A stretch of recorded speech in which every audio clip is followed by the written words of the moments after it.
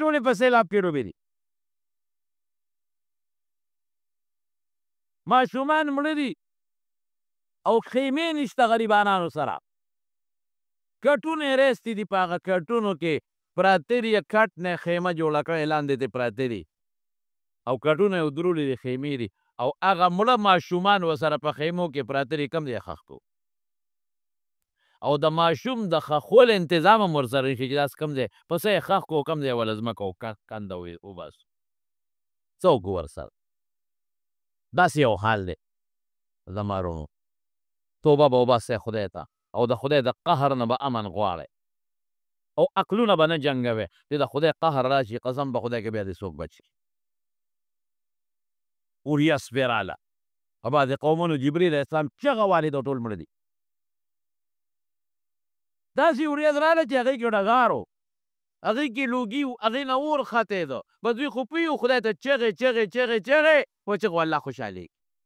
څومره چې الله ته جاړې او فریاد کوې او څومره خدای ته زاري کوې او سجده ورته کوې او په ځمکه ورته پروت دی، نو الله خوشحالېږي. عذاب ترې لاړ ختم. چې ختم شو بس دوی پوره مسلمانان شو، ایمان یې راوړو. لما آمنو قرآن شریف کې الله فرمایي اسلمو هم نه دی، هغې کې بعضې علما بیا څه تاویل کوي آمنو ایمان یې راوړو. فنفعها ایمانها، ایمان ورته فایده ورسوله. ایمان لوی شی دی. کشفنا عنهم عذاب الخزي ومتعناهم الى حين. هلته کې یونس علیه السلام سره خو الله ویلي و، هغه چې به څوک راغی د نینوا علاقې نه، هغې نه یې تپوس وکړو د نینوا علاقه کې څه چل دی؟ وی ټیک ټاک خلک یې سم دی او عذاب خو نشته. یونس علیه السلام دلته پریشانه شو. یا خدایه تا خو ما ته وایي چې په لسمه ورځ به پرې عذاب راځي او تباه کېږي به، دا خو لس نه چې ورپسې نورې مور تېرې شي. دا سوچ دا به څه کېږي؟ د قوم یو قانون و چې قوم ته به یې چا دروغ وي وجب یې.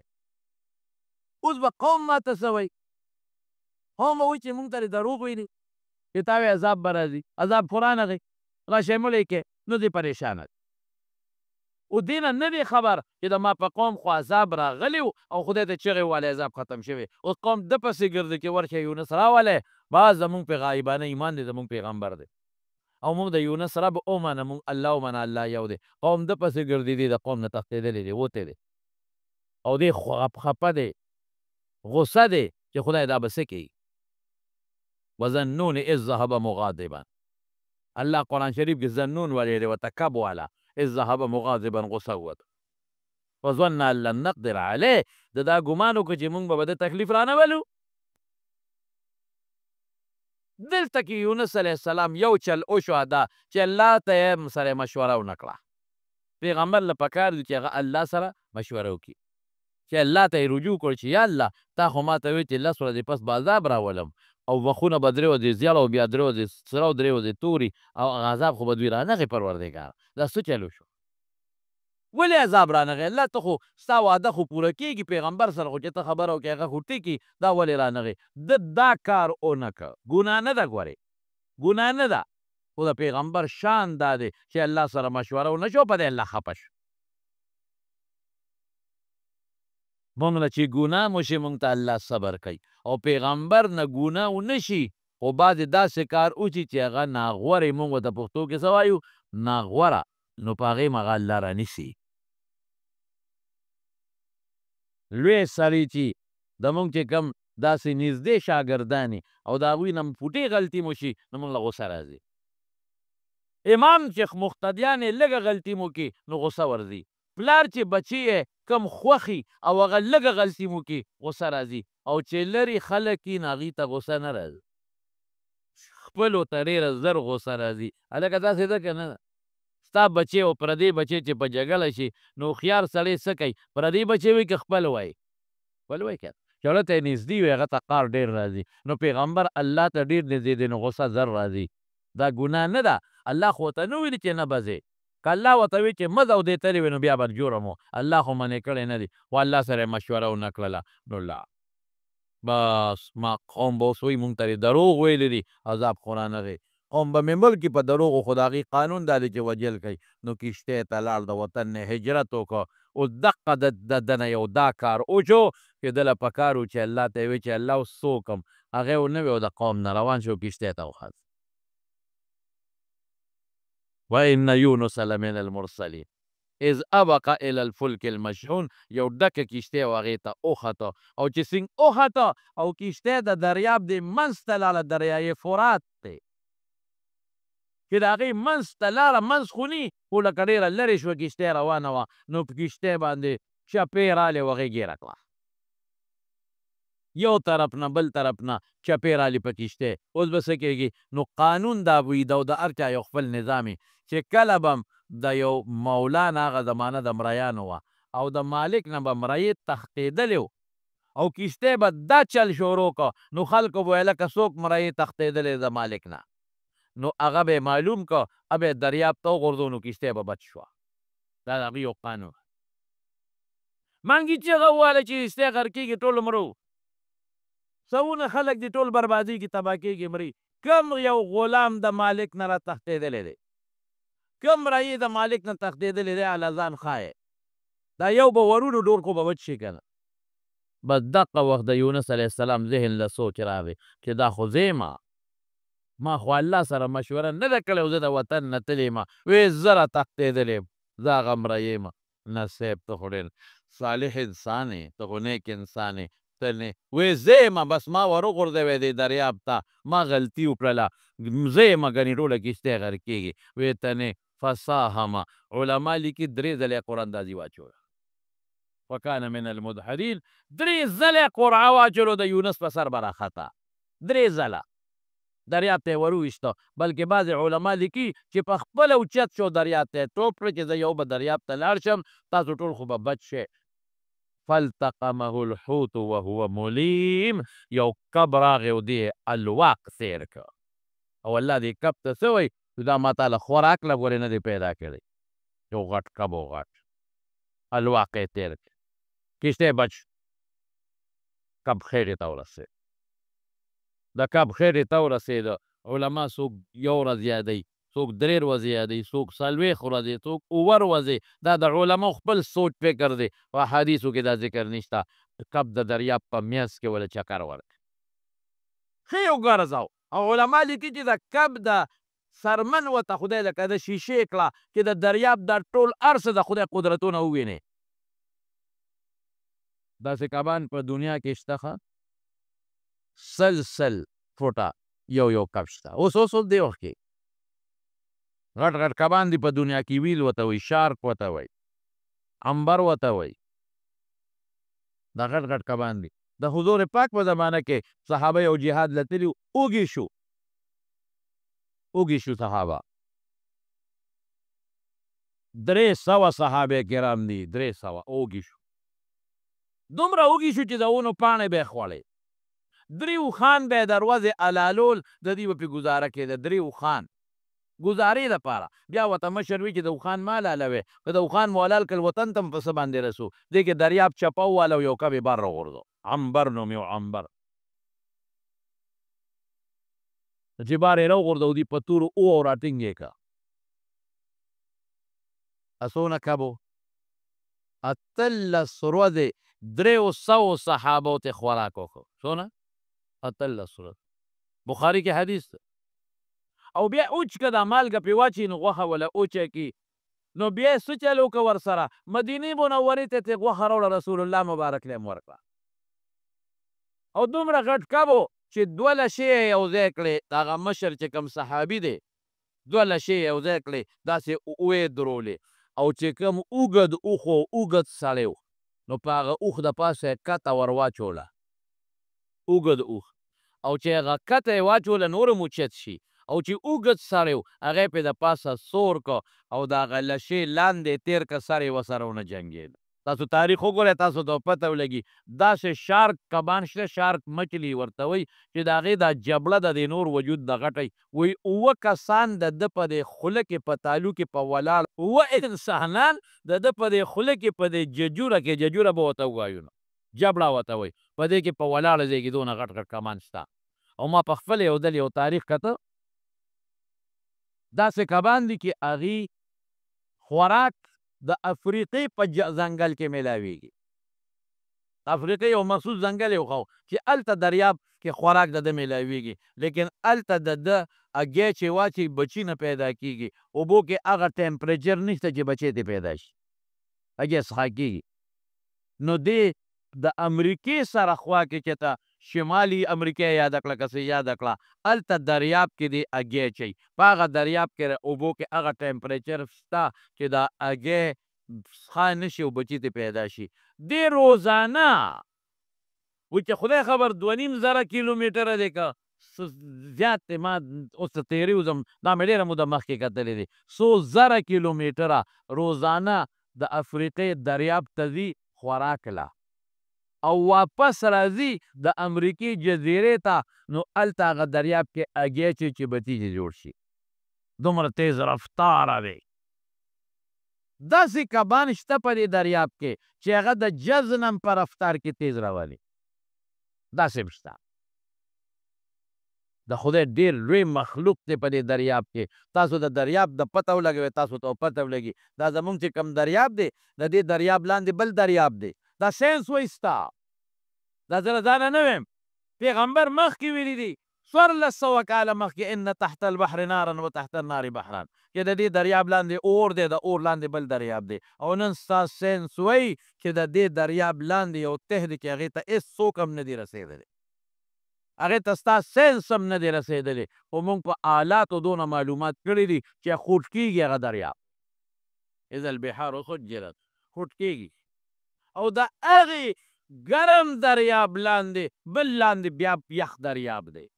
او عجیبه دا ده چې دا په بره په یخ دریاب کې کم کبان دي، دا هغې ګرم ته نشي تللی مري، او په هغه ګرمو خوټ کېدلو دریاب کې خپل کبان دي، هغه بار نشي راتلی، بار مري، هغې کې خپل ژوند دی. دا ساینس هم دې ته لا اوسه پورې نه رسېدی. داسې کبان پکې شته چې د هغه وزرې دي، وزرې په دریاب کې دننه شارک مچھلي کې یو قسم دی، شارک مچھلي کې تاریخ وګوره چې د هغه وزرې دي، او هغه په دریاب کې ټوپ وایي، په دې دریاب کې غرونه دي، د یو غر نه بل غر ته په هوا کې اوړي، او داسې کبان دي پکې، دی په دې جبړه باندې ساه اخلي، د اوبو نه اکسیجن اخلي. داسې کبان دي چې 46 منټه او 45 منټه که ساه وانه مخلي نو په اوبو کې ژوند تېروي. داسې کبان دي په دې دریاب کې دننه. قرآن شریف کې الله فالتقمه الحوت وهو ملیم، دې ملامت او چې خدای څه به کېږي، دریاب کې کب تیر که، لیکن چې تیرې که نو څه چل کېږي، هلته لګیا یې د خدای تسبیح وایي، او څه وایي فنادا فی الظلمات ان لا اله الا انت سبحانک انی کنت من الظالمین. د شپې تیارم ده، د وریځو تیارم ده، د هوا د بخاراتو تیارم ده، د سمندر تیارم ده، او د ویښ تیارم ده، او هلته څه وایي لا اله الا انت، خدایه بل خدای نشته ګورې ته، سبحانک الله د هر عیب نه پاکې، انی کنت من الظالمین، خدای ما ځان سره زیاتې کړی دی، زیاتي کوونکو نه چې ما تا سره مشوره ونه کړله، الله زیاتې مې کړی دی. لګیا دی هغه تسبیحات وایي لا اله الا انت سبحانک انی کنت من الظالمین. دا وایې ښه، دا ټول وایې، د دې ختم کوئ.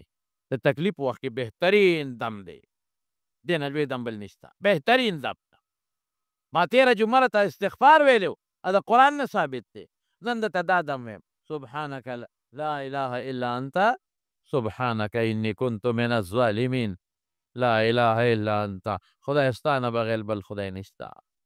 څونه ښکلې معنا ده، یا الله ستا نه بغیر د عبادت لایق بل څوک نشته دی پروردګاره، سبحانک الله ته د هر عیب نه پاک یې، تا کې هېڅ عیب نشته، زه خو ټول د عیبونو نه ډک یم، او انی کنت من الظالمین، خدای زه د ظالمانو نه یم،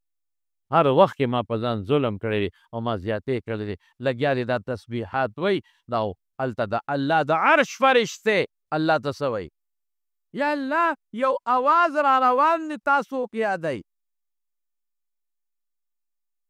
خو ډېر کمزوری دی، داسې ده لکه چا چې په مری چاله زور کړي او بیا هم تا یادوي. داسې اواز اوسه پورې موږ نه اورېدلی. څوک انسان دی، د انسان الیه یصعد الکلم الطیب والعمل الصالح یرفعه، دا څومره نیکۍ چې د الله ته رسېږي. خدای پاکه دا څوک دی ډېر په عاجزۍ لګیا دی ډېر په درد لګیا دی لکه چاله چې په مری چا زور کړي او چغې وایي او ډېر ورو ورو لګیا دی او تا ته ژاړي او اواز کوي الله دا څوک دی دا زما یو بنده دی یونس ما رانیولی دی الله فرشتو ته وایي او دې وخت کې ای فرشتو هغه کب ګیډې ته مې رسولی دی د کب ګیډه کې مې قید کړی دی او دې وخت کې کب د دریاب په ویښ کې په توره خټه باندې پروت دی او د کب په اینه سجده لګولې ده او ما یادوي پیغمبر یو وخت کې خدای نه هېروي په سخته کې به م خدای یاد ساتي په راته کې به م الله یاد ساتي رسول الله مبارک نه فرمایي وی غواړه ویړه مې غواړي چې یو ورځ موړ یم او یو ورځ اوږې ما مونږ چې ماړه شو قبر شروع مونږ چې وږي شو ګیلې شروع کړو د الله نه چې ماړه شو نو قبر شروع کړو مونږ نه کوو خدای نه یادو او چې ماړه شو د خدای دین پورې ټوکې کوو پیغمبرانو پورې ټوکې کوو چې ماړه شو ګیرې پورې ټوکې کوو پټکو پورې سنت جامع پورې ټوکې کوو مدرسو جوماتونو پورې ټوکې کوو اسلام پورې ټوکې کوو خنداګانې کوو او چې اوږي شو ګیلې شروع کړو خدای زه دې لیدلی یم خدای زه دې رانیولی یم نه نه چې اوږې شې نو خدای ته زاري وکړه حضور پاک فرمایي چې اوږې شم الله ته زاري وکړمه چې اوږې شې خدای ته فریاد وکړه چې بیمار شې الله ته فریاد وکړه چې اوږې شې الله ته فریاد وکړه چې قرضدار شې الله ته فریاد وکړه چې تکلیف در باندې راشي څوک به لرکوي ووایې الله ته به فریاد کوي بل څوک شته نه زه کله ویم شکر دی خدایه چې ته قوم خو د چا په کار نه راځي پلارم کله په کار نه راځي زوی هم په کار نه راځي ورور هم په کار نه راځي بچې هم په کار داسې وخت راشي چې ښځه هم د خلکو نه تښتي او داسې وخت راشي چې د ښځې نه خاوند هم تښتي او داسې وخت راشي چې بچي هم په پلار تنګ وي تنګ شي پې او داسې وخت راشي چې پلار هم بچو ته خیرې کوي لیکن هغه یو ساعت دی چې هغه د انسان نه نه تښتي هر وخت په کار وي ده ته په نیمه شپه هم چغې کوي او الله نو امرالله آواز درکوي ده ته بیمار هم شي نو چغه ورته وه او دله بیماري لر کوي هغه ذات چې تا له تکلیف هم راشي څه چغه ووایې دا به راته نه وایي چې دا ګناه دې ولې کړې ملامته کوي به دې چې ته د سر کښېنې ورته وایې الله چغه ورته ووایې دا به راته نه وایي چې بنده دا ګناه دې ولې کړې معاف کوي به دې که ته په نیمه شپه هم چغې ووایې الله دا به راته نه وایي چې زه خو یې د خوب وویستم الله له خوب نه راځي معاف کوي به دې ته به ورته ګناهګار چې ورته چغه کړي الله نو دې ګناهګار له به آواز ورکوي بنده ولې الله نو یو ځل وایه الله به درې ځله آواز درکوي بنده ولې بنده ولې بنده ولې دومره مهربانه خدای مونږ پرېښی دی دومره مهربانه رب مونږ پرېښی دی او د دې رب تعلیمات مونږ پرېښي دي مونږ کې کبر پیدا شوی دی لویي پیدا شوې ده چې څه تکلیف راشي هېڅوک هم دې نه پکارېږي قسم په خدای دغه الله به دې پکارېږي د سړي زړه سپک شېړه الله ته چغه وې زړه سپک شېړه شکر دی خدایه چې ته خو چاله دیکې نه ورکوې که پلار دیکه ورکوي بچي دیکه ورکوي ښځه دیکه ورکوي ته چاله دیکې نه ورکوې ته څوک نه شړې الله وی دا په توره خټه پروت دی او ما ته چغې وي فرشتو الله ته چغې کړې الله معاف یې که معاف یې که خدای الله قرآن شریف کې څه وایي فلولا انه كان من المسبحين للبث في بطنه الى يوم يبعثون وی که زما تسبیح یې نه وی که نه وی تر قیامته پورې به مې دله جون ورکړی و دې کب له به م ورکړی و د کب په دې ګېډه کې به پروت تسبیح یې ویلو ما پرېښوده نو په تسبیح الله خوشحالېږي ښه سبحان الله وایه خدای یاد کې خپل رب یاد کې سبحان الله وایه، لا اله الا انت سبحانک انتی كنت من الظالمین وایه. سبحان الله سبحان الله. موږ څه کوو په دې ژبه ټولو غیبت دروغ پې وایو، ټوله ګپې شپې پې لګوو، کله د یو لیډر صفت پې کوو د بل پې بد وایه، ټوله پې دروغ وایو، ټوله پې غیبتونه کوو. خدای ته وګورئ بچې، دې کشرانو ته وایم، دې کشرانو بچو ته وایم مهرباني وکړئ الله یاد کړئ، سبحان الله وایه، الحمدلله وایه، دغه خدای م پکارېږي، بل څوک نه پکارېږي. لولا انه کان من المسبحین، که دې د مسبحینو نه نه وی او دا تسبیح یې نه وی، للبث فی بطنه الی یوم یبعثون، دله به مې ژوند ورکړی و دې کب له. الله قادر دی او تر قیامته پورې به مې دقسې د کب ګیډه کې جیل کې ګرځاو. الله کب ته حکم وکړ په غاړه یې وغورځوه، په غاړه یې راغورځوه. مفتي شفیع صاحب لیکلي خپل تفسیر کې، وجود یې کچه شوی ویښتې د وجود نه غورځېدلي وو، او چې څنګه په غاړه یې وغورځاو نو الله پې یقین د دې کدو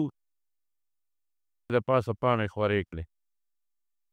انور نه بچ، او یو ځنګلي چیلی به راتله، هغې به ورله پی ورکول، نو چې وجود یې برابر شو ټیک شو نو چیلی هم بنده شوه، او سی به هغه بوټی وچ شو نو په ژړا شو چې دغه یو ملګری مې و، الله وی زه ورشه قوم لرې، قوم دې انتظار کوي، قوم دې انتظار کوي، قوم دې ټول مسلمانان دي. نو بیا راغی نو قوم ورته خوشحاله شو، ډېر زیات ورته خوشحاله شو، او بیا قوم سره خپل ژوند تېر کړه، قوم مسلمانانو، او د دې عزت او قدر کوم، او بیا وفات شوی دی. توپوی په شام کې ښخ دی بیت المقدس سره، لیکن راجح قول دا دی چې هم هلته هغه نینوا کې هلته بیا وفات شوی دی او هغه خپل وطن کې ښخ شوی دی. تاسو دې نه اندازه لګوئ وروڼو، یو پیغمبر باندې څومره تکلیفونه راغلي دي د دین دپاره، ورخې محنت به کوې، علماو ته هم زه دا وایم، څومره علما کرام دي هغې ته هم دا تکلیف به تېروئ، سپکې به هم درپسې خلک وایي، بد به م وایي، کنځل به هم درته کوي، هر څه به درته وایي، لیکن تاسو به د قوم خیرخواهي کوئ، د قوم خیرخواهي به کوئ. موږ ته د قوم دا کشران داسې ښکاري لکه د بچو په شان، او دا مشران داسې ښکاري لکه د خپلو وروڼو په شانتې، دا سپین ږیري داسې ښکاري لکه د خپلو ترونو په شانتې. موږ خیر لکو د قوم، موږ وایو چې دا قوم د خدای عذاب پرې را نه شي، چې دا قوم خدای سره جوړ پیدا شي، دا جنت والا جوړ شي، دا دوزخ والا جوړ نه شي. دا زموږ څوک دی؟ ځان له هم دا سوال کوو قوم له. او دویم دا معلومه شوه چې کله ګورې په لږ څیز خدای غوسه کېږي، په قهر کېږي، نو تسبیح به وایې. څه به وایې؟ تسبیح، لا اله الا انت سبحانک انی کنت من الظالمین. نو الله به بیا مدد کوي، او چې کله هم عذاب راشي الله ته به توبې وباسي، جلا به کوي الله ته، په جلا الله ډېر زیات خوشحالېږي، چې خدای ته دې څومره وجلل نو دونه خدای به خوشحالېږي په جلا. خپل عاجزي په عاجزۍ او د خدای په لویي، خپل عاجزي کې زه عاجز یم او کمزور او الله ته لوی ذات دی، د خدای لویي، بس دا کمال دی. عاجزي به کوې، کبر به نه کوې، تسبیحات به وایې، سبحان الله به وایې، او د خدای لویي به بیانوئ. بس دغه د دنیا ژوند د تلو والا دی، څونه ژوند به وي بس ختمېدو والا دی، ختم، څونه به زموږ ژوند دی. خو چې خدای مو خیر ښه کړي او الله راضي شي، الله هغه ذات دی چې هر وخت ستا په کارېږي، او هر وخت چې ته چیغه ورته ووایې نو تا نه الله پاک تا په کارېږي. هر څونه چې وایې مانځه پسې م ویلی چې کله درته تکلیف پېښ شي که نه او ټینشن، نهه ځله یې وایې، چې کله هم داسې یو سخت تکلیف درته راشي 9 پېرې یې وایې، او زیات وایې او 100 پېرې دروازې وایې، هر څونه چې وایې نو ویلی شي. الله پاک دې موږ د خپل قهر او د خپل غضب نه وساتي، خدای دې موږ د خپل قهر او د خپل غضب نه وساتي. یا الله موږ خو هر وخت ګناه کوو، موږ خو په ګناه کې ککړ یو خدایه، خدا به ایمان دی الله چې ستا نه بغیر زموږ هېڅ سره نشته خدایه، ستا نه بغیر هم هېڅ سره نشته. واو که څه بیماران دي زموږ د سراب احمد جي صاحب یو ماشومه د لور دا هم بیماره ده، زموږ کور کې هم څه بیماران دي، ستاسو کورونو کې هم وي،